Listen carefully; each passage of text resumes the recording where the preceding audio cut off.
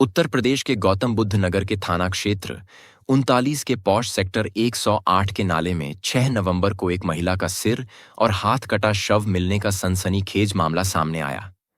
बिना सिर की लाश की पहचान करना पुलिस के लिए चुनौती बन गई थी। यह ब्लाइंड मर्डर का मामला था। उत्तर प्रदेश के नोएडा का यह इंसानियत को झकझोर देने वाला मामला था। इसकी जांच और तहकीकात के लिए पुलिस की कई टीमें बनाई गईं। सभी टीमें अपने अपने स्तर से लाश की पहचान से लेकर उसकी हत्या करने वाले की तलाश में जुट गई। शव की हालत इतनी खराब थी कि महिला का सिर और दोनों हाथों के पंजे कटे हुए थे, जिससे उसकी पहचान करना लगभग असंभव था। पुलिस ने तुरंत इस ब्लाइंड मर्डर को सुलझाने के लिए कई टीमें गठित कीं और जांच शुरू की। डीसीपी यमुना प्रसाद के नेतृत्व में पुलिस टीमों ने जांच को आगे बढ़ाया। इस ब्लाइंड हत्याकांड का खुलासा करने के लिए पुलिस को लगभग 5,000 कैमरे और 60 से 70,000 मोबाइल नंबरों का विश्लेषण किया और करीब 1,100 वाहनों को ट्रैक किया, जिसमें से 44 संदिग्ध वाहनों को जीरो इन किया गया।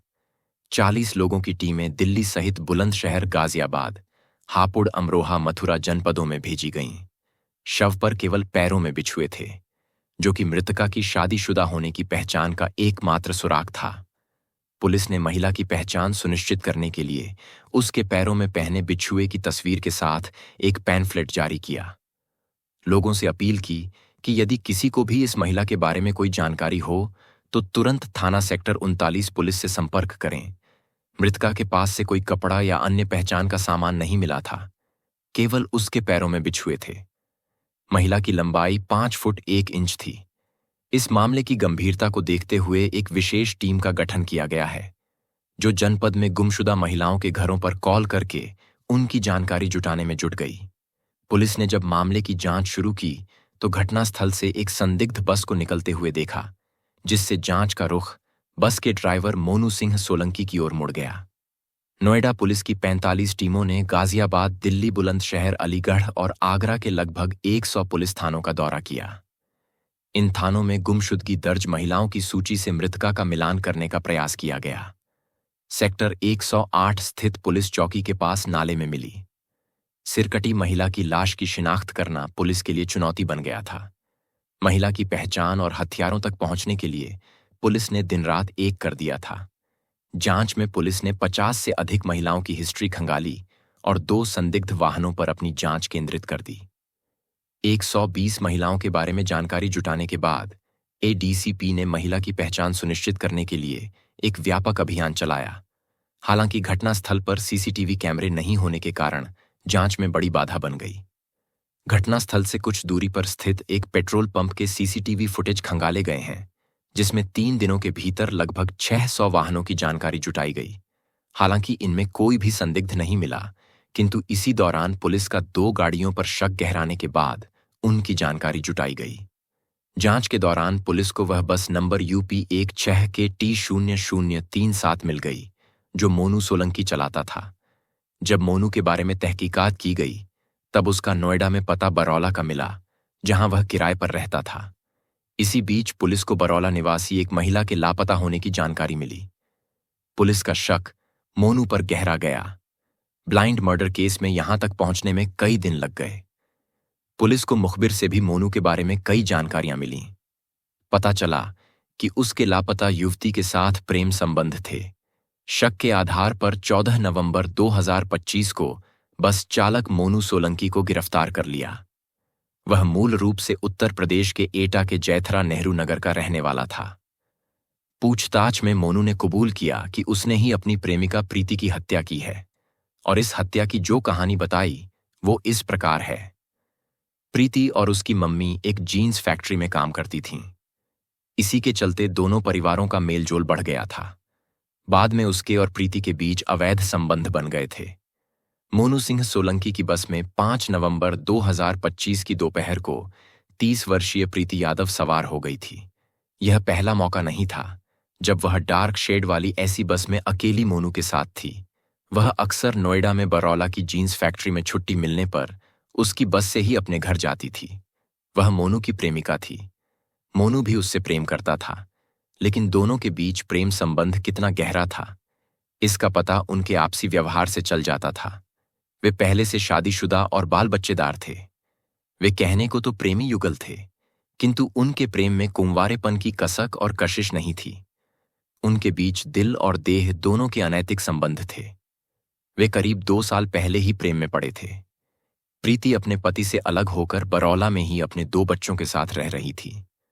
वह मोनू पर अपनी पत्नी को छोड़कर उससे शादी करने का दबाव बनाए हुए थी, जबकि मोनू की स्थिति उससे अलग दुविधा वाली थी। उसके लिए पत्नी और बच्चों को छोड़ना आसान नहीं था। इसे लेकर ही उनके बीच अक्सर झगड़ा होता रहता था। प्रीति उस रोज मोनू को शादी के लिए राजी करने का मन बनाकर आई थी। मोनू ने उसे रूखे मन से अपने बस में बिठा लिया था और सेक्टर 105 ले जाकर सीएनजी पंप के पास बस खड़ी कर दी थी। बड़े ही सहज भाव से चुप्पी तोड़ते हुए उसने पूछा, खाना खाओगी? बोलो तो बाहर से कुछ लाऊं? ड्राइविंग सीट के पास बैठी प्रीति थोड़ी खिन्नता से बोली, सिर्फ खाना खिलाकर ही मुझसे आज पिंड छुड़ाना चाहते हो? पैसे के लिए बोली थी। उसका क्या हुआ? मोनू बोला। ऐसे क्यों बोल रही हो? पैसे का इंतजाम कर रहा हूं। कुछ और समय लगेगा। वैसे मैं तुम्हें काफी पैसे दे भी चुका हूं। पास के ढाबे से मोनू ने खुद के लिए 2 परांठे बनवा लिए और प्रीति के लिए मैगी ली। प्रीति थोड़ी देर चुप रही, मैगी खाती रही, फिर धीरे से बोल पड़ी, कब कर रहे हो मुझसे शादी? मोनू आश्चर्य से पूछा, शादी? यह अचानक शादी की बात कहां से आ गई? यह तो कोई बात नहीं हुई। शादी अपनी जगह है और पैसा अपनी जगह। तुम तो ब्लैकमेल कर रही हो, प्रीति धमकाते हुए बोली। तुम जो समझो, अगर मुझे पैसे नहीं मिले तब मैं कोई सख्त कदम उठाने पर मजबूर हो जाऊंगी। फिर मत कहना कि मैंने गलत किया। मोनू बोला। क्या करोगी जरा मैं भी तो जानूं? प्रीति आंखें दिखाती हुई बोली, थाने चली जाऊंगी, रेप की शिकायत करने, फिर जेल में सड़ते रहना।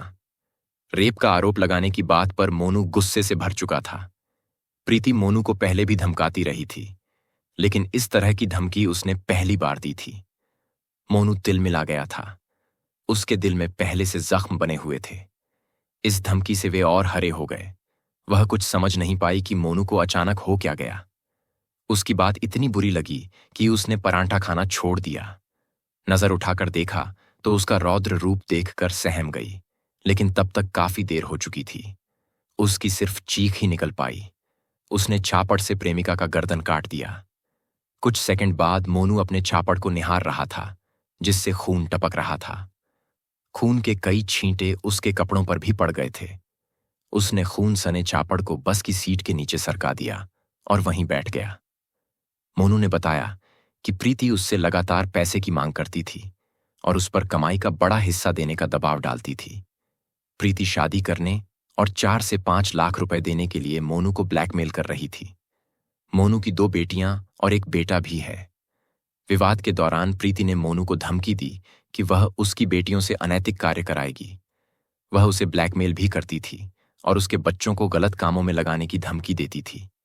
जब उसने उसे रेप में फंसाने की धमकी दी, तब उसने इस तनाव और बढ़ते दबाव के कारण प्रीति को रास्ते से हटाने का खौफनाक प्लान बना लिया था। इससे तंग आकर ही उसने यह कदम उठाया। पहचान मिटाने के लिए उसने मृतका के दोनों हाथों के पंजे भी काट दिए। शव को उसने सेक्टर 108 के नाले में फेंक दिया। इससे भी मन नहीं भरा तो सिर और कटे हुए हाथों के पंजों को गाजियाबाद ले जाकर अपनी बस से कुचल दिया और वहीं फेंक दिया। अंगों के साथ बस की मैट, कपड़े आदि पटेल नगर थाना क्षेत्र में फेंककर बरौला लौट आया। उस बस को 4 बार अच्छी तरह से धोई ताकि कोई सबूत न बचे। इसके बाद वह सामान्य जीवन जीने लगा। इस बयान के बाद मोनू की निशानदेही पर पुलिस ने हत्या में इस्तेमाल किया गया। चापड़ मृतका प्रीति के देह के बाकी हिस्से, कपड़े और बस में बिछी खून लगी मैट को बरामद कर लिया। पुलिस को सिरकटी लाश की गुत्थी सुलझाने में सफलता मिलने के बाद मुख्य आरोपी मोनू सोलंकी को गिरफ्तार कर मजिस्ट्रेट के सामने पेश किया गया। वहां से उसे न्यायिक हिरासत में लेकर जेल भेज दिया गया।